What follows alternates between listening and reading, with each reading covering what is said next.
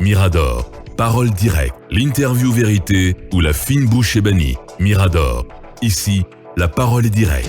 Bravo, Dr Makale. Bonjour. Tout le plaisir de vous recevoir. Merci. Et vous êtes dans un studio en orange, ce sont les couleurs du pacte. Absolument. Ça vous fait quoi? Ça me fait plaisir. Ça vous fait plaisir. Ça me fait grand plaisir. Tout le plaisir de vous recevoir encore une fois. Première question, forcément avec vous, Akoumba Diallo. Madame Makale, un camarade peut cacher un Diallo à côté. Alors, parlons de la récupération des biens. On sait que vous étiez avec... peut-être en entrée, Akoumba, si tu permets. Oui. Parce qu'il y a des questions subsidiaires avant d'entrer dans le vif du sujet. Oui, c'est Akoumba, si tu permets très bien, je voudrais demander à la présidente du plateau. Tu es jaloux que je lui parle le premier? Non, du tout. Pourquoi ça fait très longtemps qu'il ne s'est pas exprimé du tout. Depuis la présidentielle, rarement on l'a entendu. C'est important, Mohamed. Allez-y. Dr Makale Traoré, pourquoi ce long silence depuis quelques moments? Ouais. Parce que je qualifie ça pratiquement de diète médiatique que vous vous êtes imposée. Écoutez, merci beaucoup. C'est avec un grand plaisir que je suis là. Je voudrais d'abord commencer par vous féliciter. C'est vrai que ça fait longtemps qu'on ne s'est pas vu. Bonne année. Ouais, merci on vraiment. Pas vu depuis le début de l'année. Ouais. Vous féliciter pour ces beaux locaux. C'est la première fois que je viens là. J'ai visité et vous êtes bien installés. Vous faites du bon travail. Bravo. Merci bien, madame. Merci. Et nous sommes également au mois de mars. Mois de mars, le 2 mars, je voudrais faire un clin d'œil aux femmes et leur dire que c'est le mois pour faire le bilan sur les droits, les acquis, les engagements et vraiment au-delà des réjouissances, c'est surtout faire le bilan sur l'autonomisation des femmes, les violences basées sur le genre et aussi l'accès des femmes aux postes de prise de décision. Partout où une femme est, que ce soit dans un marché, que ce soit dans une entreprise, qu'elle fasse tout pour participer à la prise de décision. Et je voudrais deux raisons à mon silence. Vous savez, la politique est un domaine qui est extrêmement sensible. Et j'ai été aux élections présidentielles et quand même avec près de 300 000 voix, même si on m'a donné les 10% de ce que j'ai gagné, ça fait un monde important qui vous écoute et parfois qui applique directement ce que vous dites. Tout à fait. C'est pour ça qu'il faut faire extrêmement attention. Le débat est devenu très difficile chez nous. Le débat n'est plus permis.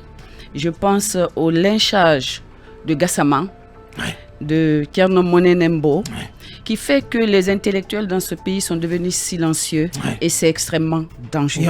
Il faut accepter qu'un intellectuel s'indigne. Parce que pour moi, un intellectuel, ce n'est pas seulement l'instruction. C'est tout un ensemble d'éléments qui sacralisent la vie de l'être humain. Et lorsque ceci est menacé d'une manière ou d'une autre, il faut qu'on puisse s'exprimer. Et évidemment, ceci part de notre parcours, notre histoire, notre identité. Ce pays a été toujours violent envers ceux qui sont instruits, ceux qui ont une pensée différente, ceux qui ne sont pas dans le conformisme. Et ce pays a quand même, entre guillemets, décimé beaucoup d'esprit. Et aujourd'hui, nous vivons les conséquences de ça. Le débat devient extrêmement difficile. Ça, c'est la première raison. La deuxième raison, c'est que nous sommes en train, petit à petit, peut-être inconsciemment, en train de fouler au pied des valeurs importantes dans une société. Laquelle? Par exemple, quand vous prenez les personnes âgées, je veux dire, personnes âgées ne conviennent pas, les aînés, nos devanciers. Vous savez, il y a un esprit en Guinée qui veut qu'on soit égaux. Je n'y crois pas. Je pense que quelqu'un qui a l'âge de votre père n'est pas votre égal. Quelqu'un qui a l'âge de votre maman n'est pas votre égal. Un président de la République n'est pas mon égal. Quelqu'un qui a servi à un certain niveau dans ce pays doit être respecté. Ça, c'est des valeurs. Vous prenez notre pays, ici, les imams ne sont pas épargnés. les personnes qui ont rendu de grands services à ce pays ne sont pas épargnées. Ouais. Les riches ne sont pas épargnés. Or, quand vous n'épargnez pas tout ceci, il vous manque de repères. Ouais. Il vous manque de grands repères. Donc ce pays, je pense, au-delà de la refondation de l'État, a besoin de refonder vraiment la société. Donc ça fait que, dès que... Voilà, c'est-à-dire, écoutez, l'amitié est sacrifiée. Moi, je connais des gens qui étaient amis depuis 40 ans qui ne se parlent plus. Ouais. Parce que simplement, l'un a intérêt avec un tel, et puis il abandonne. Les familles sont divisées. Ouais. Il nous reste quoi? Donc ça nous amène à un questionnement qui est profond. Et qui ça vous amène aussi ça vous conduit au silence, à un repli sur soi. Un repli sur soi. Ouais, ouais. Et se demander qu'est-ce qu'on va léguer à nos enfants et à nos petits-enfants. Ouais. Donc ce sont ces deux raisons-là qui font que vraiment j'ai préféré prendre du recul et j'ajouterai deux autres petits éléments, c'est l'ethnostratégie. Vous savez que je l'ai toujours dénoncé dans ce pays, ça fait des années, j'alerte l'ethnie, l'instrumentalisation de l'ethnie, parce que l'ethnie est une bonne chose. Ouais. Mais son instrumentalisation a atteint un degré. Vous savez, j'ai été en Chine, la dernière fois que j'ai été en Chine, je suis tombée sur un cas de décès. La personne appartenant à une communauté, l'autre communauté n'a pas cotisé. Je ne citerai pas les communautés, mais l'autre n'a pas cotisé pour le rapatriement du corps d'un Guinéen. Vous voyez jusqu'où on va? Et je finirai par le manque d'empathie. Le Guinéen est devenu méchant. Vous savez, on a une culture forte. Je n'irai pas jusqu'à dire qu'on a une culture violente, mais j'ai beaucoup réfléchi à nos pratiques. J'aime souvent citer le Dundumba. Ouais. C'est une très belle danse, mais elle est très violente. Nous avons une culture forte, une culture souvent violente. Aujourd'hui, avant c'était encadré. Aujourd'hui, rien n'est encadré. Les vieux ne sont pas épargnés, les femmes sont violentes. Et si vous savez les violences que subissent les femmes dans ce pays, vous ne pouvez pas imaginer. Les enfants, les bébés, les nourrissons, il nous reste quoi comme valeur? Vous savez, quand on arrive là, il est très important que le Guinéen cesse de se réjouir devant le malheur d'un Guinéen. Donc, et ça, c'est devenu culturel chez nous. Dommage. On est content de voir l'autre souffrir, on est content de voir l'autre humilié, on est content de voir l'autre dépossédé. Et ça, c'est pas un bon héritage pour un pays. Dommage. C'était donc l'entrée en matière. C'était mon échauffe. Voilà, c'était votre tour d'échauffe. Allez, on peut se poser la question de savoir quel épître. Bien, voilà qui est bien dit. On marque la pause. Voilà, j'espère qu'on vous a servi cette mise en bouche et que cela vous a plu. On revient pour entrer dans le vif du sujet, pour parler des sujets chauds donc qui font l'actualité. On revient dans quelques minutes. Mohamed, donc on poursuit cette interview avec vous, Mohamed Kaba. Alors, Dr Makale Traoré, l'actualité reste évidemment dominée par la récupération des domaines de l'État. Et on se rappelle dans un passé récent que vous avez été reçu par une commission au camp Samori Touré. Beaucoup de versions ont été dites. Les passeports des leaders seront récupérés et seront confisqués. Ils seront en tête de séjour. Les sièges des partis politiques seront fermés. Que s'est-il passé ce jour-là? Exactement. Et on nous apprend d'ailleurs que vous avez de façon courageuse fait changer la donne. Bon. Oui. C'était une réunion importante.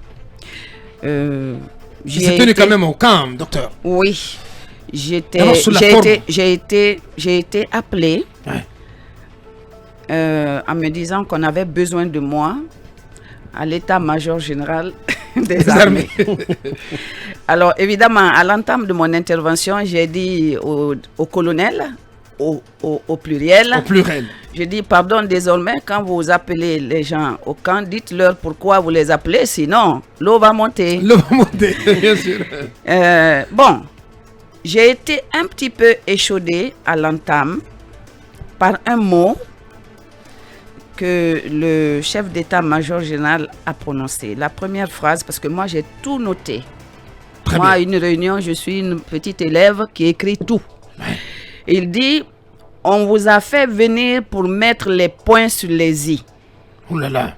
Alors, vous savez, on vous convie à une rencontre. Vous venez et vous attendez à certaines amabilités. La première phrase a été ceci. Donc, vraiment, je me suis dit, c'est sérieux. Oui. Je ne rentrerai pas dans les détails de ce qui a été dit, mais je vais dire ce que moi, j'ai dit. Allez-y. 4 points. Oui. Premièrement, sur le dialogue. J'ai dit ceci.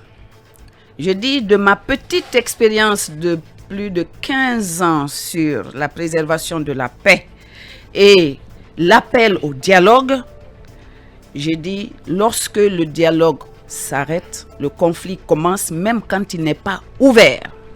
Ouais.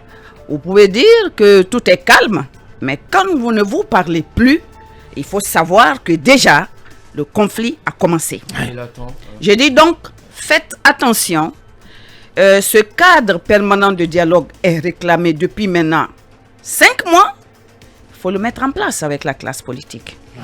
Deuxième point, c'était par rapport au décret. J'ai dit qu'il ne faut pas ouvrir la boîte de Pandore qui consiste à annuler les décrets signés par les précédents présidents. Parce que ce serait un précédent très fâcheux. Dangereux. Parce que l'esprit humain est fertile pour inventer. Et surtout parce que je dis, personne n'est éternel. Vous-même au pouvoir, un jour, vous ne serez pas là. Et en matière d'exercice du pouvoir, il faut savoir qu'entre le sublime et le ridicule, il n'y a qu'un pas. Il n'y a qu'un pas. Ouais. Ça, c'est ce que je leur ai dit à propos des décrets. Ouais.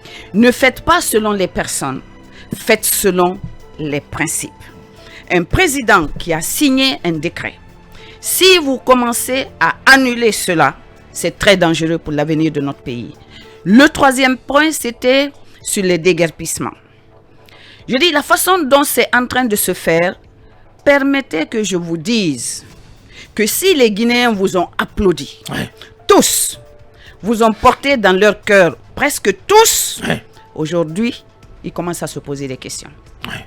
Je dis, c'est vrai que tout le monde parle des 2 leaders. Moi, les 2 leaders ne sont pas mon problème parce qu'ils ont où aller. Ouais. Je dis, mais aujourd'hui, vous êtes en train de mettre des milliers de Guinéens à la porte. Ouais. En Guinée, pour trouver un logement, c'est extrêmement difficile, même quand vous avez de l'argent. Ouais. Et quand vous en trouvez, on vous demande 1 an à 1 an et demi à payer. La chaîne de dépenses est fermée. Les gens n'ont pas d'argent. Le marché est devenu impossible pour les gens. Ouais. Vous avez des veuves qui ont des enfants qui se retrouvent dans la rue. Vous êtes en train de faire du mal à des milliers de Guinéens. Ouais. De par la façon dont cela se fait. Donc faites attention, puisque vous dites que vous travaillez pour la Guinée, vous travaillez pour les Guinéens. Sachez qu'aujourd'hui, les Guinéens commencent à se poser des questions et les Guinéens commencent à avoir peur de votre pouvoir. Ouais. J'ai fini par la justice. J'ai dit, je suis juriste. Donc, j'ai cette déformation. La qualification des actes et des faits appartient au juge. Et au juge seul. Vous ne pouvez pas qualifier. Nous ne pouvons pas qualifier, quelles que soient nos compétences. Laissons au juge la qualification des faits et des actes. Et agissez après le juge. Parce que la loi, elle est générale, ouais. Elle est impersonnelle, ouais. Elle est obligatoire, mais il faut que ce soit la loi. Et je dis, j'ai fini en disant que il faut aussi qu'ils s'informent un peu plus sur ce qui se passe à la base. Ils sont un peu loin des populations. Ils sont un peu loin. Je dis aujourd'hui... En déphasage avec le peuple. En déphasage. Il y a même un désamour aujourd'hui. Ouais. Et je dis, ouvrez vos téléphones, écoutez ce qu'on vous dit. Vous savez, ouais. On a l'expérience de ça. On a géré la première transition. La transition avec Dadis. Je me souviens que pendant 1 mois, nous avons démarché tous les hauts responsables de ce pays pour qu'il y ait un couloir de dialogue avec les politiques. On ne nous a pas, le CNDD. Je me souviens, le jour où il devait aller à l'Abbé, on s'est retrouvé dans le bureau du ministre de la Justice. Hadia, j'étais porte-parole, j'étais la plus jeune du groupe. Et c'est moi qui portais la parole quand on allait les rencontrer. Et on était avec Hadia paix à son âme, Hadia Tigidanke Garabi, le ministre de la Justice, un militaire, je ne le citerai pas. Il était... on a été annoncé sur rendez-vous. Il est sorti sans nous recevoir. Hadia l'a attrapé et dit: asseyez-vous, on va vous dire ce que nous sommes venus vous dire. Nous voulons rencontrer le président Dadis, mais il y avait les barrières. On n'a pas pu rencontrer Dadis et puis le 28 septembre est arrivé. Et quand on a rencontré Dadis après, nous avons exigé que la porte soit fermée pour qu'on puisse lui parler. On lui a parlé pendant 3 heures. À huis clos. Nous avons vu que l'homme était mal conseillé. Et je le crains aujourd'hui pour notre Doumbouchou. Notre Doumbouchou. Bien sûr. Vous savez, quand il est venu, les femmes l'ont surnommé Doumbouchou. Tout à fait, Leur chouchou en quelque sorte. Voilà, leur chouchou. Vous pensez aujourd'hui qu'il est mal entouré parce que le FNDC parle de parti toxique de son entourage et qu'il semble de plus en plus éloigné de son peuple. Vous savez, il est dans une tour d'ivoire. Dans une sorte de tour d'ivoire. Je n'irai pas jusque-là. Je vais juste demander au colonel Doumbouya, chaque matin, avant de commencer sa journée, d'écouter sa déclaration du 5 septembre. Vous savez, l'introspection est importante pour chacun. Très importante, Ce que vous avez dit avant, ce que vous voulez faire après, peut vous aider à mieux préparer aujourd'hui. Et il est très important de s'écouter dans le passé. Ça vous permet de revenir sur vous-même. Je pense que chaque matin, ça doit être un peu sa boussole à lui. Qu'il écoute ce qu'il nous a dit le 5 septembre. Lui-même, il fera la part des choses. Mais il faut faire attention. Tout finit par finir. Alors, Docteur Makale Traoré, le président du pacte, notre invité. Voilà des bonnes choses qui arrivent. L'un des grands fils de ce pays pour qui tout a fini par finir, c'est le président Alpha Condé. Oui. On veut savoir de vous quel enseignement vous tirez du sort qui est celui d'Alpha Condé. Alpha Condé à partir du 5 septembre. Après 40 ans de lutte dans l'opposition, 11 ans aux affaires, aujourd'hui il est sous soin à Abu Dhabi. Et vous avez certainement regardé ces images de sa sortie, le visage, la paume sur le visage, marchant à peine sur les béquilles, et pratiquement, pas sur les béquilles, mais boitant. En dandinant. Voilà, en dandinant. Ça m'a donné les larmes aux yeux. Vous savez, qu'on veuille ou pas, nos destins ont été liés. J'ai dirigé sa campagne. Il a gagné. Je l'ai toujours assumé. Et jamais je ne suis allé dans l'opposition, bien que on s'est séparés depuis le 11 janvier. Je lui ai dit, je tourne la page. 11 janvier 2011. Je lui ai dit en face, moi je tourne la page Alpha Condé. Donc on s'est séparés depuis janvier 2011. Mais j'ai pensé que j'avais un rôle à jouer, que j'avais une légitimité de rappel. Et pendant les 11 ans, je crois que tous les Guinéens sont témoins de ce que j'ai dénoncé, ce que j'ai conseillé et de ce que j'ai souhaité que ce monsieur sortât par la grande porte. J'ai dit, il ne faut pas toucher à cette constitution. Je me souviens, le premier mémorandum que nous avons adressé au professeur Alpha Condé, c'était le 18 avril 2012, pour lui demander d'organiser les élections et surtout d'ouvrir le dialogue avec les élections législatives et d'ouvrir le dialogue avec la classe politique. Ouais, nous avons fait la marche blanche des femmes. Moi, j'ai été rencontrer le président Hollande, qui est son ami, pour qu'il lui dise d'accepter d'organiser ces élections pour lesquelles les Guinéens commençaient à mourir. Ouais. J'ai dénoncé aujourd'hui, moi je ne tire pas sur une ambulance. Non. J'ai dit tout ce que j'avais à dire à propos de la gouvernance du professeur Alpha Condé quand il était au pouvoir. Je pense que ce serait aujourd'hui lâche quand je vois certains aujourd'hui casser du sucre sur son dos. C'est pas digne. Ouais.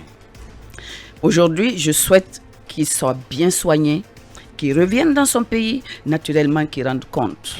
Mais la façon dont il est sorti, franchement, ça m'a donné les larmes aux yeux parce que on sentait que ça allait arriver. Ouais. Malheureusement, tous ceux qui ont soutenu cette modification de la Constitution et le 3e mandat ont fait très mal à la Guinée, ont fait très mal au professeur Alpha Condé. Peut-être une question, madame. Tout à l'heure, vous parliez de la difficulté qu'Alpha Condé avait en 2012 à ouvrir un couloir du dialogue. Et aujourd'hui, c'est le même constat. De votre point de vue, qu'est-ce qui fait que c'est aussi compliqué d'ouvrir un couloir de dialogue? C'est le calcul. Elle a fait le constat aussi par rapport à Dadis. C'est le calcul. Nos chefs... C'est le calcul. Dès que vous mettez du calcul dans ce que vous faites, vous vous trompez. C'est-à-dire, si votre objectif est différent de celui que vous affirmez, non mais sinon, franchement, dialoguer... Vous sous-entendez agenda caché? Moi, c'est possible. C'est possible. C'est possible, je n'en ai aucune preuve. Mais je dis, quand on a pris le pouvoir le 5 septembre, je veux dire, moi, vous savez, Premier ministre, tout de suite, j'aurais instauré un déjeuner mensuel avec les leaders, l'ensemble des leaders. Ouais. Peut-être à tour de rôle. Mais il faut parler avec les gens. Oui, parce que si vous ne parlez pas... Ce rôle revient au Premier ministre. Absolument. Ouais, le rôle de promoteur du dialogue politique, du dialogue social. Voilà. Ouais. Mais rester dans ces 4 murs... Mais attendez, la transition... Au-delà des débats qui sont passionnés, la transition est d'abord politique. Ouais. Il faut qu'on arrive à instaurer l'ordre constitutionnel. C'est l'aboutissement. Plus tôt on le prépare, mieux on le réussit. Bien. Plus tard on le prépare, moins on le réussit. On le réussit. Vous avez parlé du Premier ministre avant de passer la parole aux autres. Votre nom avait circulé au moment de la formation, de la nomination d'un Premier ministre. Finalement, Mohamed Biavogui a été préféré à vous, à d'autres, dont le nom circulait également. Comment avez-vous vécu cela? Pour autant, en amont, les femmes de Guinée, dans une sorte d'union sacrée, avaient quand même plaidé pour la nomination d'une femme au poste de Premier ministre pour une première fois. Vous savez ce que je réponds à ça? Le colonel a raté une belle chance de réussir sa transition. Ouais. Il a raté le coche. Vraiment, il a raté le coche. Ouais. Bien, très belle réponse. Est-ce que ça vous reste à travers la gorge? Ça veut dire que je dois te parler là? Non, ce n'est pas une histoire personnelle. Non. Vous savez, moi, et je l'ai dit, j'étais prête à mettre de côté ma carrière politique pour servir la transition et aider ce pays à gagner sur son avenir. Ça, c'était clair dans ma tête parce que mon engagement n'est pas un engagement personnel. Mon engagement est un engagement pour servir mon pays. Je l'aurais fait parce que je sais qu'en assumant de telles fonctions pendant la transition, je ne pouvais plus être candidate. Mais il était mieux de réussir une transition que de préparer une candidature qui aurait été une mauvaise candidature. Bien dit. Akumba?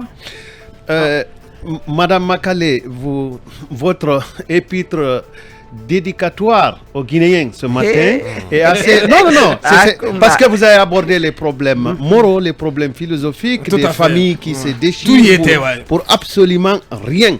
Et on sait pratiquement que les psychologues sont d'accord que celui qui est toujours radical n'est pas dans le sérieux, il n'est pas consistant. Ma question, peut-être puisque vous êtes juriste, je vais bien vous provoquer.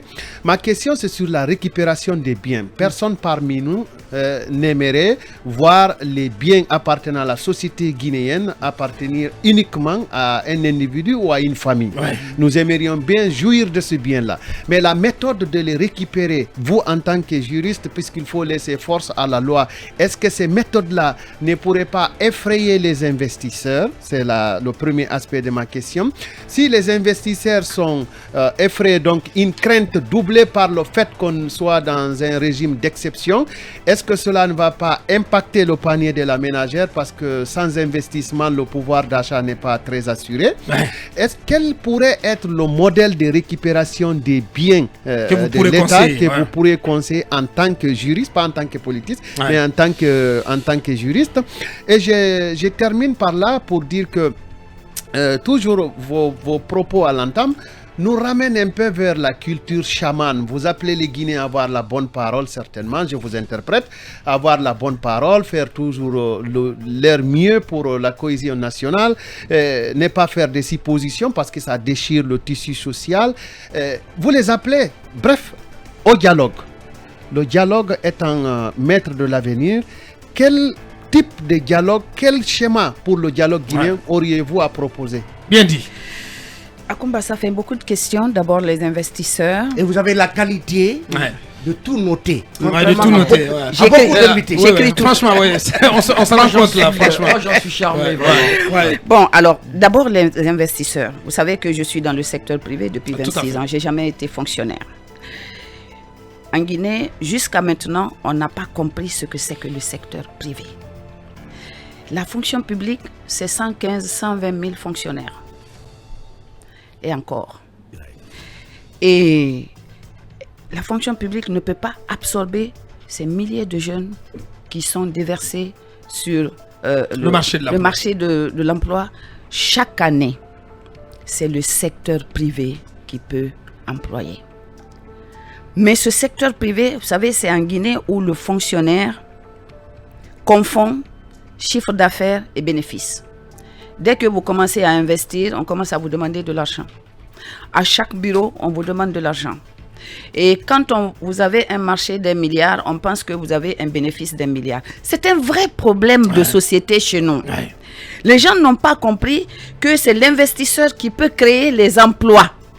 Donc si en plus, vous leur enlevez l'outil de leur travail, mais vous les faites fuir en combat. C'est évident.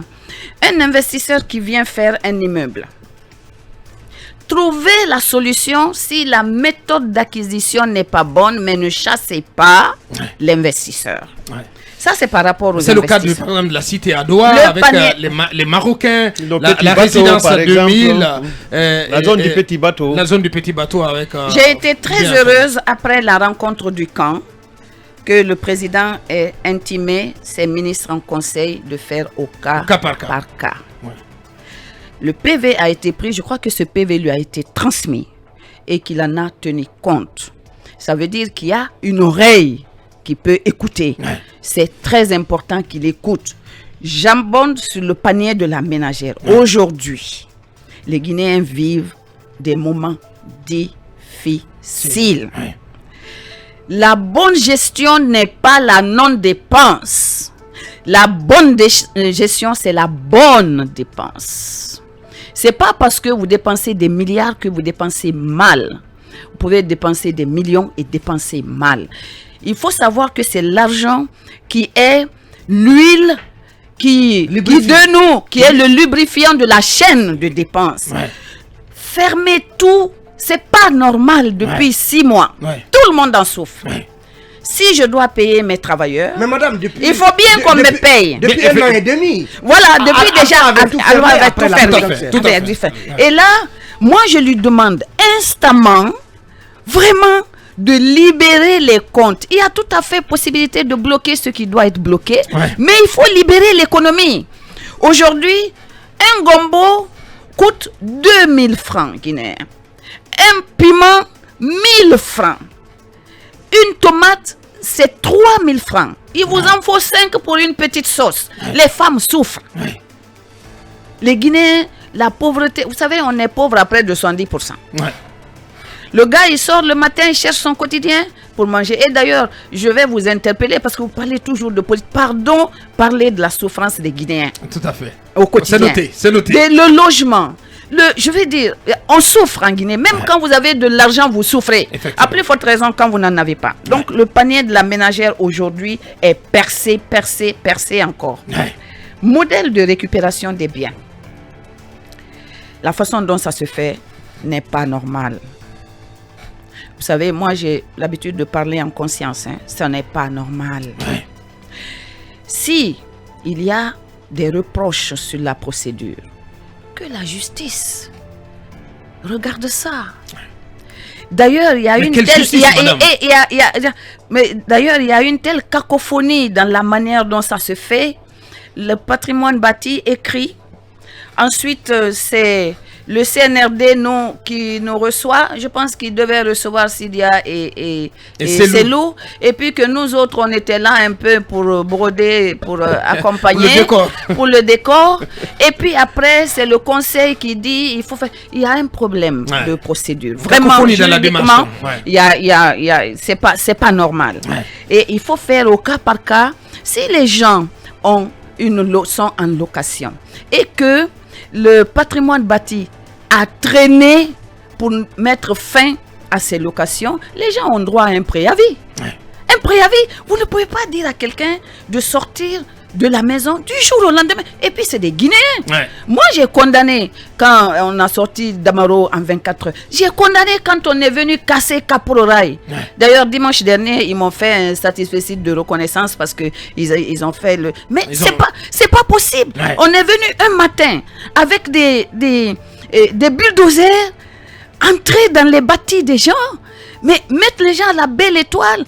On a dû mettre des enfants dans les écoles. Tout ça. Si on n'arrête pas ces méchants, et vous trouverez des Guinéens pour applaudir ça. Qui s'en réjouissent. Et moi, sur le cas Selou et Sidia. Quelle aurait été la bonne procédure? Oui, mais ce que je suis en train de dire, si par exemple, les gens sont en location, vous regardez, vous voulez qu'ils sortent, vous leur donnez un préavis. Ça aurait donné ça aurait provoqué moins de spectacles. On n'a plus besoin de spectacles en Guinée. Si la personne dit qu'il a acheté, regardez la procédure qui a permis cet achat. Si c'est pas normal, on annule. C'est un acte. Mais de cette façon-là, que l'acte d'expulsion précède la décision de justice n'est pas joli. C'est pas joli pour notre pays. Ensuite, vous avez dit qu'est-ce que je pense des deux. Ne me ramenez pas aux deux, mais si vous permettez, je dis deux choses. Ça m'a inspiré deux idées. La haine. Je pense que j'ai vu là-dedans la haine. Et puis la deuxième chose, c'est l'image de notre pays. Vous savez, les gens oublient quand ils agissent qu'on est observé. On est regardé. Les gens nous regardent. Nous qui sommes écumons le monde, c'est vrai, il y a des endroits quand vous arrivez. Je vais vous dire, le jour où en 2013, le jour où j'ai rencontré Hollande, on ne se connaissait pas. Quand on m'a annoncé, dit c'est la Guinée, il y a des problèmes en ce moment chez vous. Parce que déjà, les gens commençaient à mourir pour l'organisation des législatives. Je dis justement, Monsieur le Président, je viens vous voir pour ça. Pour dire à votre ami, vraiment, d'organiser les législatives pour apaiser le pays. Donc voilà l'image de la Guinée. Dès qu'on dit la Guinée, tout le spectacle qu'on a offert pendant des années au monde, les gens retiennent ça. Il faut qu'on arrête. Nous ne sommes que 13 millions de Guinéens. On est incapables de nous entendre. Avec une instrumentalisation. Voilà, sur l'essentiel. Regardez ce qui s'est passé à propos de ce porte-parole-là. Moi, je dis aux gens, je ne suis pas suffisamment intelligente pour comprendre ça. On vous dit, et c'est moi qui ai noté, on était d'accord qu'il fallait un porte-parole et son suppléant. C'était une belle organisation. Pour une fois, le CPP, c'était vraiment pratiquement toute la crème de la classe politique. Mais ça, c'est important. Alors, il fallait que les leaders se réunissent pour choisir les porte-paroles. Dès qu'on dit Selou, on dit non. On dit bon 3 mois, on dit non. On dit tournant, on dit non. Vous savez, ça s'est passé en janvier. Ça serait déjà fini là. Ouais. Mais si on n'est pas capable de mesurer que cette coalition était plus importante que faire le focus mordicus sur cette affaire de porte-parole-là, vous savez, ça fait mal pour notre pays. Ouais. Et moi, j'en appelle vraiment aux uns et aux autres. Je dis, personne n'est plus guinéen que l'autre. Là-dessus, on est d'accord. Donc, vraiment, qu'on soit raisonnable et qu'on sorte des petits calculs. Est-ce possible que la classe politique se... Je finis par le dialogue de Akumba. Bien. Même dans un ménage, si vous ne dialoguez pas, comme on dit en Soussou, Khargé Moussoma. Même dans un ménage, Khargé Moussoma. Ça veut dire que si on ne s'entend pas, la Guinée n'évoluera pas. Et pour s'entendre, il faut se parler. Les Guinéens ne se parlent pas, hein. Et ça depuis très longtemps. Nous n'avons pas la culture du dialogue. Chaque Guinéen a raison. 1000 Guinéens, 1000 idées. Et le Guinéen ne vous permet de penser que quand vous vous conformez. Non. Il faut nous laisser une petite place d'indignation quand ça ne va pas. Ouais. Le colonel affirme que c'est lui qui allait à la mort, docteur. Oui, c'est louable, mais il faut qu'il se souvienne de ce qu'il a dit aux Guinéens. C'est très important. Très important. Vous savez, on ne gouverne pas avec les slogans. C'est les actes. On ne gouverne pas avec les slogans. Sinon, mon très cher président, pour lequel j'ai été directrice de campagne et champion en slogan. On continue avec vous, J'espère qu'il se porte de mieux en mieux. Dans le leadership, on dit qu'on ne change pas le monde avec la parole, mais avec les actes. Avec les actes. Oui. Avec les actes. La suite avec vous, Mamadou Ouri Diallo. Bon, de bout en bout, je constate quand même que nous avons une certaine convergence de vues sur pratiquement tous ces sujets.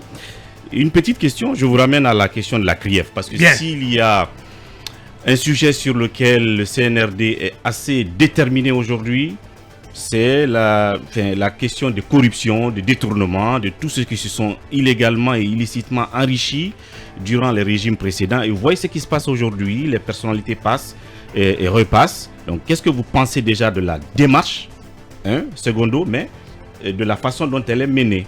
Les entretiens, certains sont déjà à la maison centrale. Donc, qu'est-ce que vous pensez de cela? Entre-temps, vous avez ouvert le chapitre politique en parlant justement de la CPP, malheureusement, qui a été une idylle très rapide. Est-ce que cela est symptomatique à vos yeux d'un peu d'immaturité politique de la classe politique dans son entièreté? Bon, les personnalités qui passent devant la CRIEF. La présomption... D'abord la démarche, la présomption d'innocence en matière de justice est fondamentale, est sacrée. Ouais. Je pense que pour la garantir, il faut que l'instruction soit secrète et que les interpellations soient discrètes. C'est les deux, secret et discrétion. Je pense qu'aujourd'hui, on fait les choses vraiment de façon théâtrale. Nous sommes un territoire qui est contrôlé. Les uns et les autres sont là, en Guinée. Et n'oublions pas qu'il s'agit de personnes qui ont assumé de très hautes responsabilités chez nous. Vous savez, quand vous défroquez votre chef, vous êtes défroqué vous-même. Ouais. Donc, ils doivent rendre compte. Ouais. Ça, c'est clair.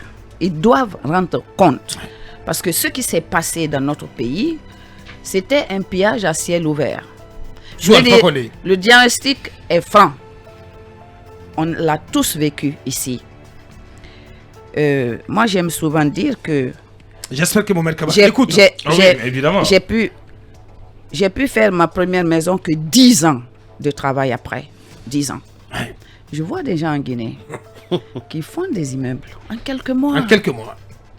On a vu ça. Donc le diagnostic est franc. Les comptes doivent être rendus. Mais, encore une fois, nous sommes des frères et des sœurs. Nous sommes des Guinéens. Ils doivent rendre compte, mais il faut discrétion et secret de l'instruction. Et puis, je ne pense pas qu'il soit nécessaire de faire des dépôts à la maison centrale. Je ne pense pas. Parce que les gens sont là, on sait où ils sont.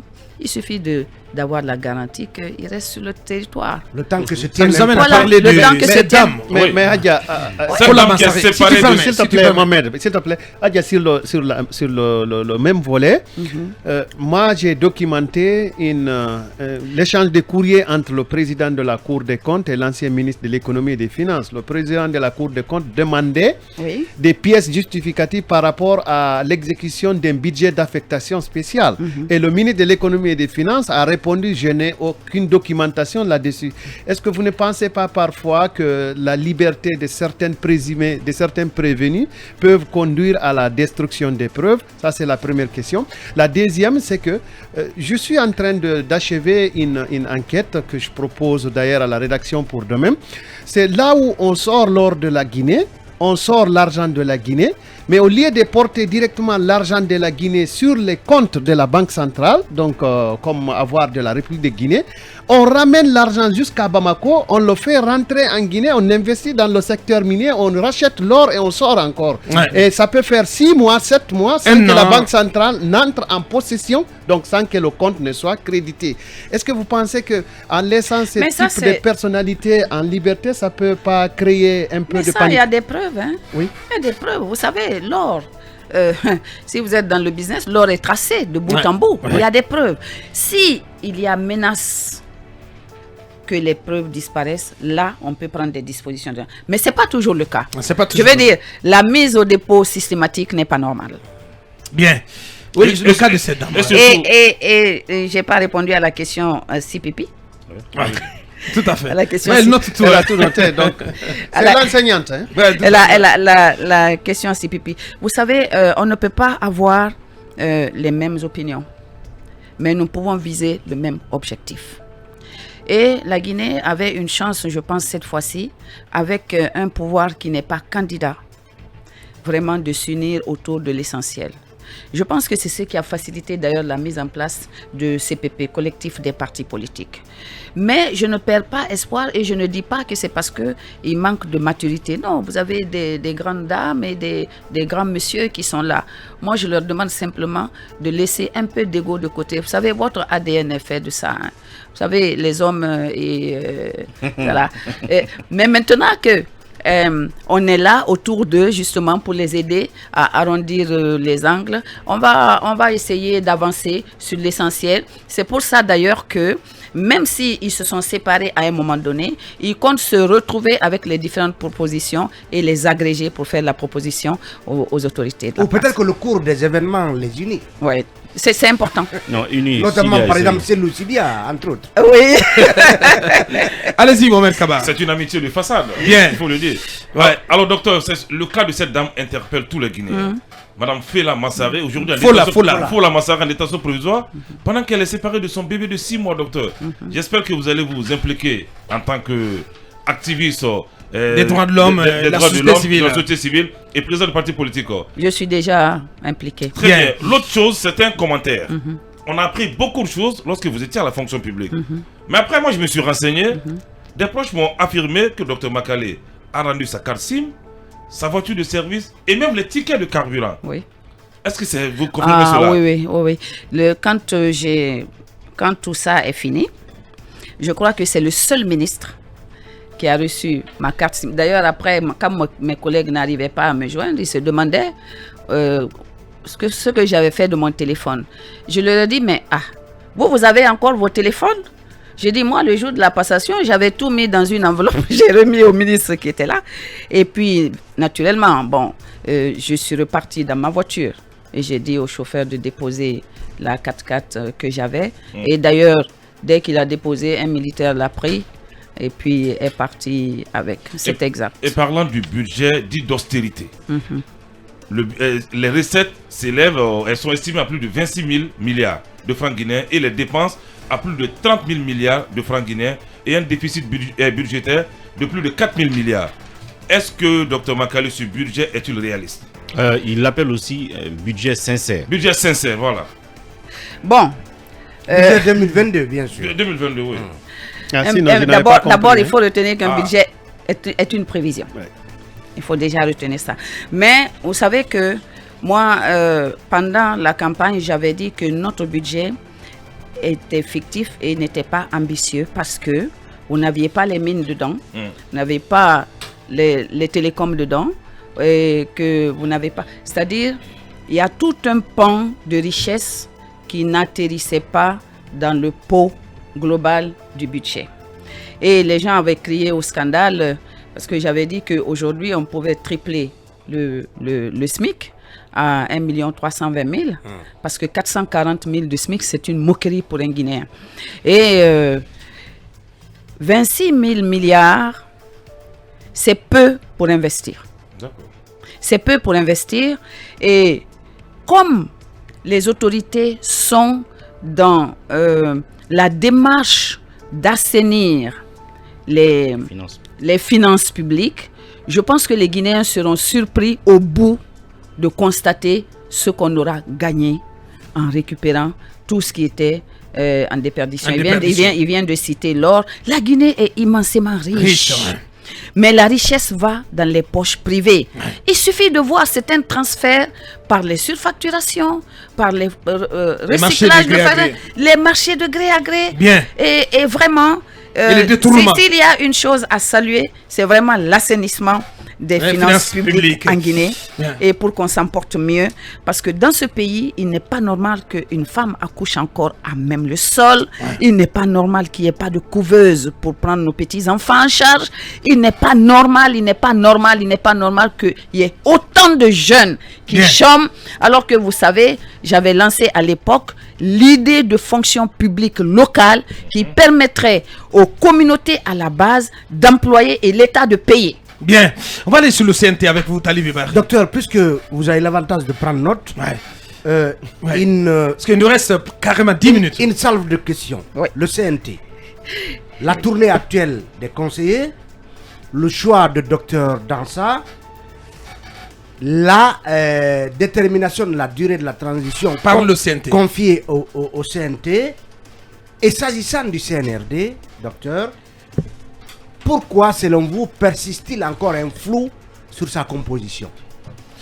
Et puis, l'autre question qui va s'ajouter, que pensez-vous de l'organisation prochaine des élections qui vont bien entendu sanctionner cette transition, leur organisation par un organe rattaché directement au MATD, au ministère de l'administration du territoire?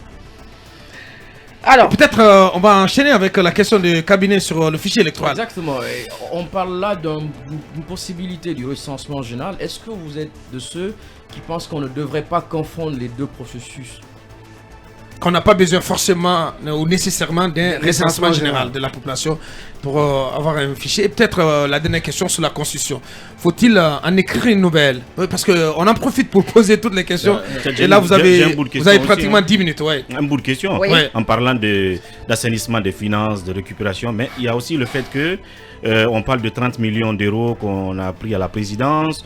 Évidemment, des millions de dollars ont été pris sur des gens à la maison, 500 000 dollars par-ci, par-là. Est-ce qu'il faut demander à ceux qui sont en place de nous dire où est-ce qu'ils ont placé ces mannes récupérées? Bien dit. Alors, puisqu'on parle des questions... Il y a 7 questions. Il y a 7 questions. Il y en a déjà suffisamment. On a 8 minutes. Sur le CNT et sa tournée. Moi, je connais l'intérieur du pays. On n'a jamais suffisamment appris de l'intérieur, de la façon dont nos compatriotes vivent. Et je pense aussi que 10 jours, parce qu'ils partent pour 10 jours, ce n'est pas vraiment redondant pour ajouter à ce qu'ils savent déjà de l'intérieur. Il y en a qui n'ont jamais été à l'intérieur. Vraiment, ceci ne peut pas avoir une influence substantielle sur le processus de la transition s'il y a une volonté politique. Donc, vous adhérez à la démarche? Oui, tout à fait. Si le choix de Dansa, je pense qu'il y a eu beaucoup de débats autour de ça. Je demanderais à Dansa de travailler pour la Guinée, pour la nation, et de rassurer les Guinéens. Les Guinéens ont besoin d'être rassurés à travers les actes qu'il va poser. Bien. Donnons-lui vraiment ce bénéfice-là. Il est là, qu'il fasse le travail pour la Guinée et qu'il rassure ceux qui n'étaient pas rassurés par rapport à sa nomination. Le CNRD, sa composition... Non, le CNT devant déterminer la durée de la transition. Qu'est-ce que vous en pensez? Ah non, ça, tu n'as pas posé cette question. Bien. Ça va, d'accord. Je pense que... Je pense que la durée de la transition interpelle tellement qu'il faut avancer là-dessus. Ça ne doit pas rester une espèce de fantôme s'il n'y a pas de calcul. Moi, j'ai dit ouvertement que 2 ans, c'est largement suffisant. Largement suffisant. Si on peut faire moins, c'est encore mieux. Mais je dis encore une fois que quand on a la volonté d'avancer, on peut avancer bien et vite. Et ça me fait rebondir sur la composition du CNRD. La composition du CNRD. Les Guinéens le réclament. Il faut que le CNRD l'entende. C'est important. Aujourd'hui, je crois qu'il y a 4 personnes qu'on voit, mais il est important qu'on ne continue pas à dire que c'est toutes les forces de défense et de sécurité qui constituent le CNRD. Vous dites ça même à votre enfant, il ne vous croit pas. Ouais. Donc, on nous dise vraiment qui constitue le CNRD. Ça va permettre de rassurer les Guinéens par rapport au colonel et à son équipe. Bien. L'organe d'élection. Rattaché au MATD. Bon, il y a là aussi un problème juridique. La CENI a été créée, il faut respecter le parallélisme des formes. Vous ne pouvez pas faire un décret d'un côté et dire que ce décret est rapporté par un arrêté. Vous ne pouvez pas adopter une loi organique et prendre un communiqué pour le changer. Non! Sinon, on est dans une république bananière. Ouais. Et sur la question, c'est important de débattre. Ceux qui vont aux élections, qui sont concernés, ont leur mot à dire, les partis politiques. Mais dans les mémorandums, ce sujet est abordé et il y a des équipes qui travaillent dessus. C'est comme le fichier et c'est comme la constitution. Il y a des équipes qui travaillent dessus où? Chez vous? Chez nous. D'accord. Chez nous. Au CPP. Au CPP, mais aussi aux autres, au niveau des autres plateformes. Ouais. Et après, on va mettre tout ensemble et faire une proposition. Mais qu'est-ce qu'on passe de ces questions au sein du pacte?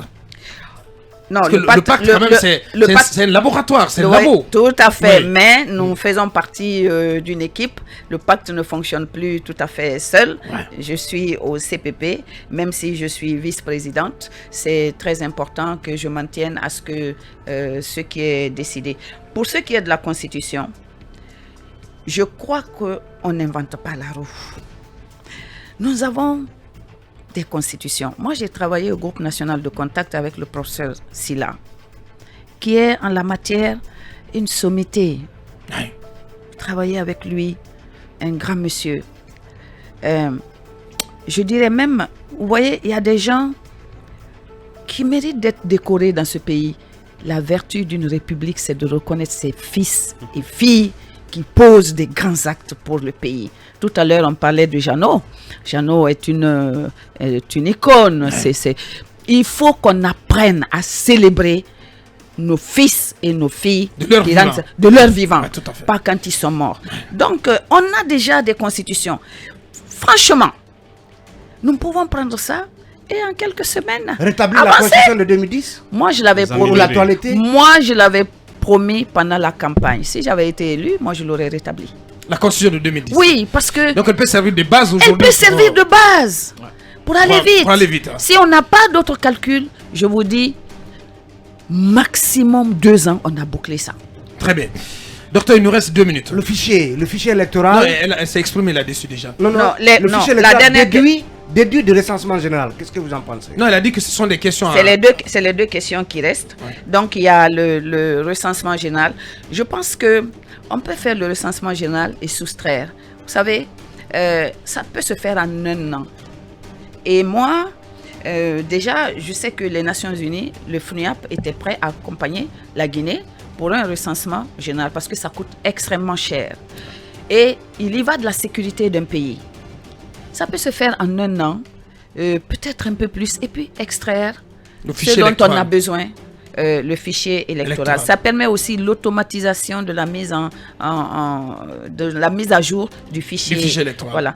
Et puis je finis par les finances, les 30 millions par-ci de dollars nous faire. Je pense qu'aujourd'hui, il faut que le colonel fasse une conférence de presse pour rendre compte de ce qui est fait jusqu'à maintenant. Depuis 6 mois. Nous l'aimons beaucoup. Nous l'aimons pour ce qu'il fait. S'il ne fait rien, il va créer un désamour entre nous. Et puisque, malgré tout ce qu'on a pour lui comme amour, nous aimons ce pays plus que lui. Oui, nous aimons ce pays plus que lui.